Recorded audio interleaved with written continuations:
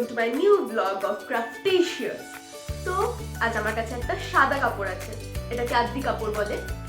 তো এই সাদা কাপড়টা আজ আমরা রঙিন করে তুলব, তবে রঙের মাধ্যমে নয়, রঙিন সুতোর মাধ্যমে। এর মধ্যে আজ আমরা নানা ধরনের স্টিচ করতে চলেছি। তো শুরু করা যাক। প্রথমেই আমি আদ্দি কাপড়টার সাইডগুলোকে মুড়ে হেম করে নিয়েছি। এরপর কাপড়ের উপরে ডিজাইনটা করে নিচ্ছি যাতে কাজটা করতে সুবিধা হয়।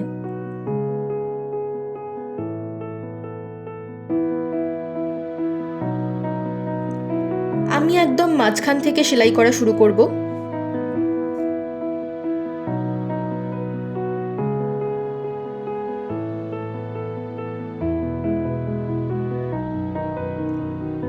তো প্রথমেই যে স্টিচটা করব সেটাকে বলে উভেন স্টিচ। 5 দিকে 5 বার সুতো তুলে এরপর একটা সুতোর ভিতর দিয়ে আরেকটি সুতোর বাইরে দিয়ে অল্টারনেটিভলি সেলাই করতে থাকব যতক্ষণ না এটি একটি পরিপূর্ণ গোলাপের আকার নিচ্ছে।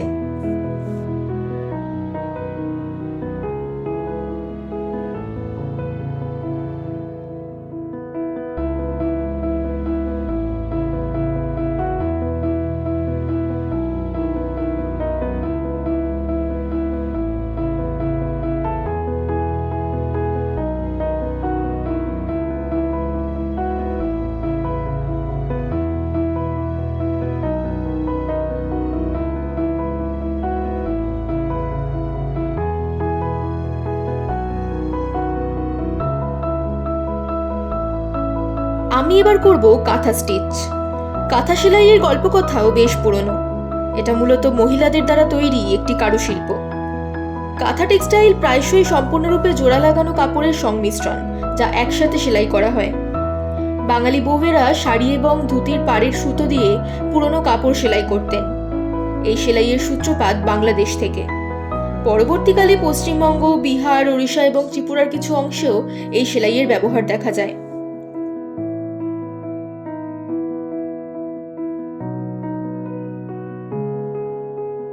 লেজি ডেজি হলো এমব্রয়ডারি ফুল তৈরি করার সবচেয়ে সহজ সেলাই।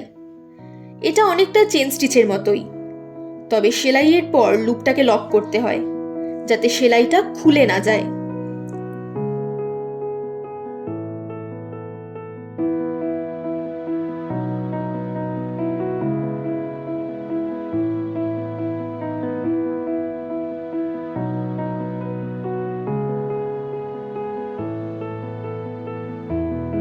সবচেয়ে কঠিন সেলাইটা এখন আমি করছি, ফ্রেঞ্চ নট। এটা কঠিন যেমন, তেমন দেখতেও ভীষণ সুন্দর লাগে। ফ্রেঞ্চ নটের উৎপত্তি প্রাচীন চীন বা ভারত বলে মনে করা হয়। ষোড়শ এবং সপ্তদশ শতাব্দীতে ফরাসি সূচিকর্মে এর ব্যাপক জনপ্রিয়তার কারণে এর নাম ফ্রেঞ্চ নট করা হয়েছে।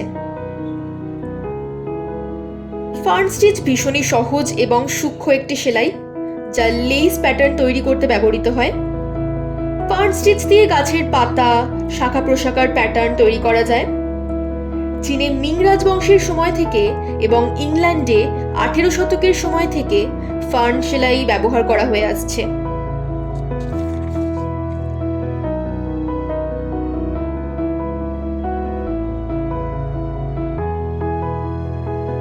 ক্রস স্টিচ মূলত আসনে, রুমালে বা টেবিল ক্লথে করা যেতে পারে। মধ্যযুগ থেকে ক্রস সেলাই সারা বিশ্বে পাওয়া যায়। জানা যায় একসময় এই ক্রস স্টিচের দ্বারা মহিলাদের শিক্ষাও দেওয়া হতো। ক্রস স্টিচ দ্বারা শব্দ, সংখ্যা, আকার, আকৃতি পর্যন্ত শেখানো হতো। এইবার এই ফুলগুলোতে পিঙ্ক আর পার্পেল সুতো দিয়ে অল্টারনেটিভলি স্যাটিন স্টিচ করা হবে। এই স্যাটিন স্টিচের উৎপত্তি চীন দেশে। পাতা, ফুলের পাপড়ি স্যাটিন স্টিচ দিয়ে ভীষণ সুন্দর লাগে দেখতে। এটাকে ভরাট স্টিচও বলে।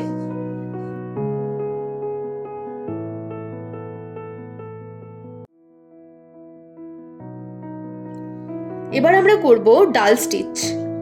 মিশর এবং পেরুর কবরের নিদর্শনগুলিতে স্টেম স্টিচ বা ডাল স্টিচের প্রমাণ পাওয়া গেছে।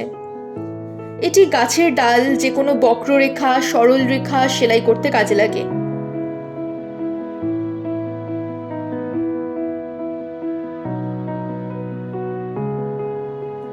আজকের সর্বশেষ সেলাইটি হলো ব্ল্যাঙ্কেট স্টিচ।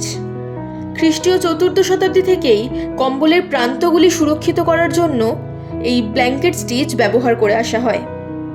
তো মোট 10 রকমের সেলাই আমি আজকের এই ভ্লগেতে তোমাদের সঙ্গে শেয়ার করলাম।